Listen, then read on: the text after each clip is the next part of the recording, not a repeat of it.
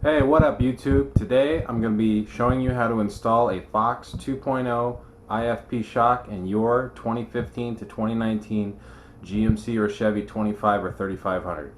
In this case, my truck is a 2016 GMC Sierra 3500 HD crew cab short bed Denali Duramax 4x4, and it's got a Cognito 4-6 on it.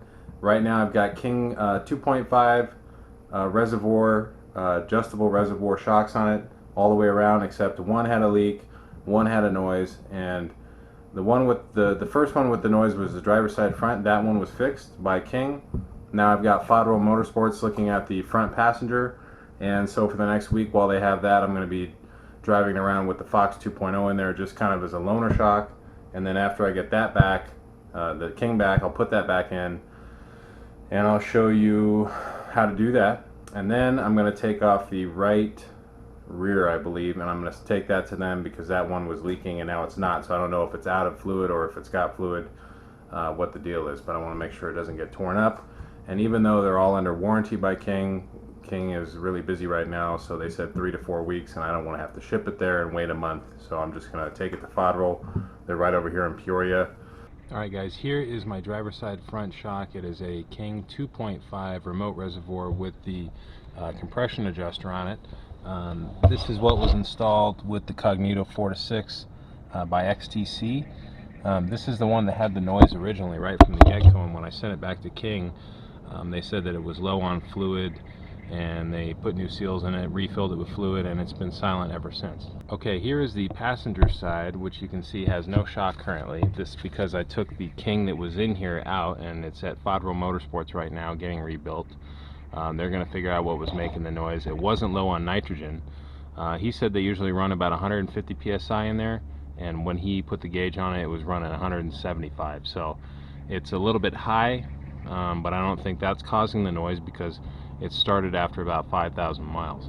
All the bushings and all the hardware look good. The hardware was tight when I took it off, and we're thinking it's probably low on fluid, but there's no leak. So they're going to go through it, hopefully get it fixed. All I know is right now with no shock, it is totally silent. Alright guys, here is the Fox 2.0 shock box that I got from 4-Wheel Parts. I ordered it yesterday and they had it brought over from California at their warehouse in just one day. So in the box we've got the shock, obviously, and then they give you the top mounting hardware for the crossbar. You have to reuse the bottom bolt on the clevis mount here, and then they give you a little manual installation guide and a nice Fox sticker, which I'll put on my refrigerator. Alright, so here is the part number on the bottom of the shock. It's 980-24-965. This is for a 2015 to 19 Chevy or GMC 25 or 3500 with a 4-6 inch front lift. And I told them it looked used when they gave it to me, but I think it's just dirty from being in the package. So we're going to go ahead and get this put on.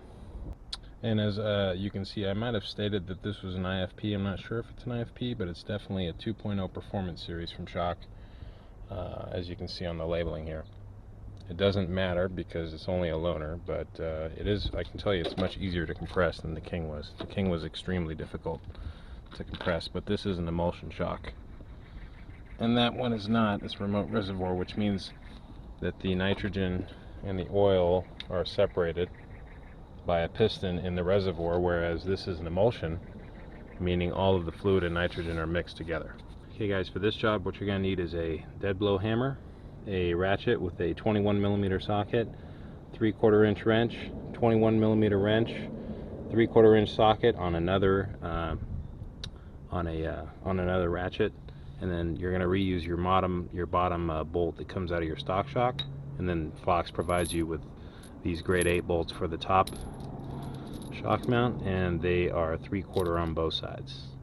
Alright, so the first thing you want to do is you want to get the shock up in the upper mount and get one bolt through up from the bottom and get a washer on either side, and then get your Teflon locking nut threaded on by hand.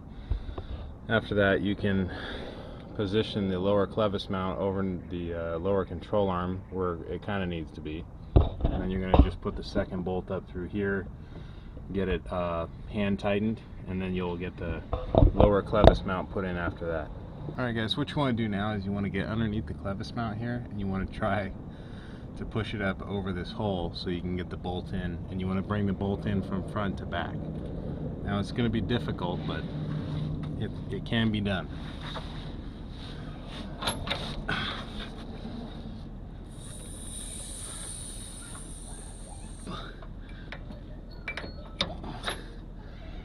Okay.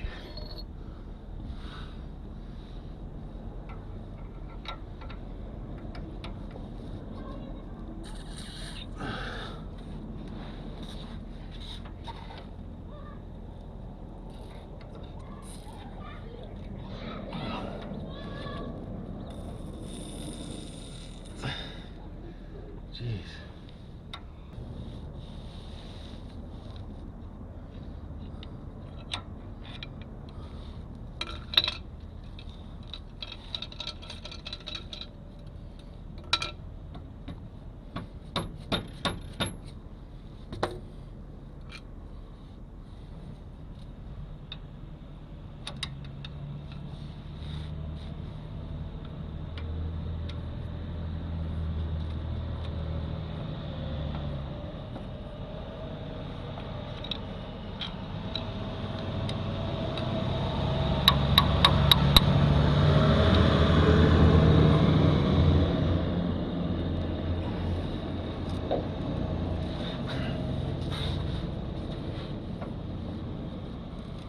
Oh, you motherfucker.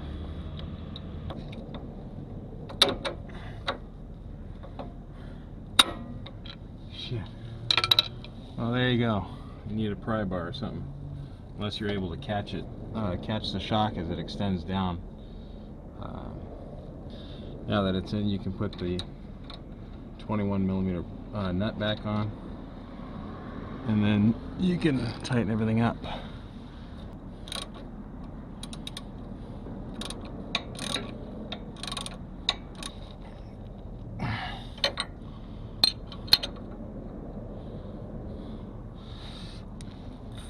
There's probably a torque rating for this, but because I'm not putting it on permanently, I'm just tightening it down as hard as I can do it. Alright guys, so now that you've got the bottom bolt tightened up on the shock, all you got to do is tighten up the top bolts, and that's going to be a 3/4 ratchet and a 3/4 wrench. Put the wrench on the bottom, and then there you go.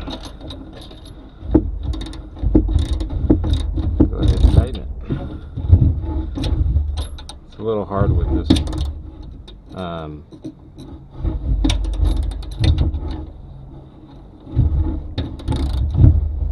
It's a little hard with this carpeted fender liner in here, but not too bad. Not impossible.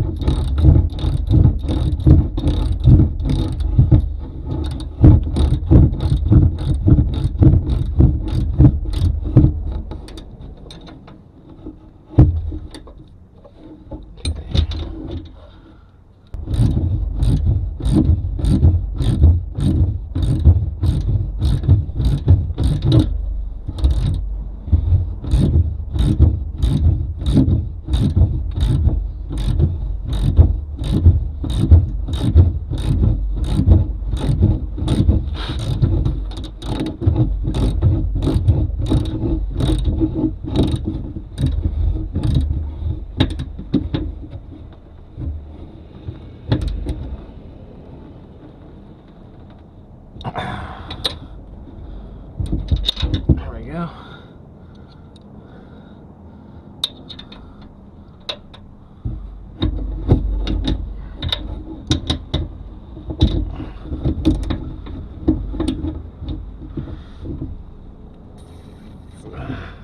Okay. Nice and tight. Alright, so there it is. Got the Fox 2.0 Performance Series shock in here temporarily until I get the King back, and should be nice and quiet and smooth. Alright, so here it is. Here's the King 2.5 on the driver's side. 7/8 shaft. And here is the Fox 2.0 on my passenger side.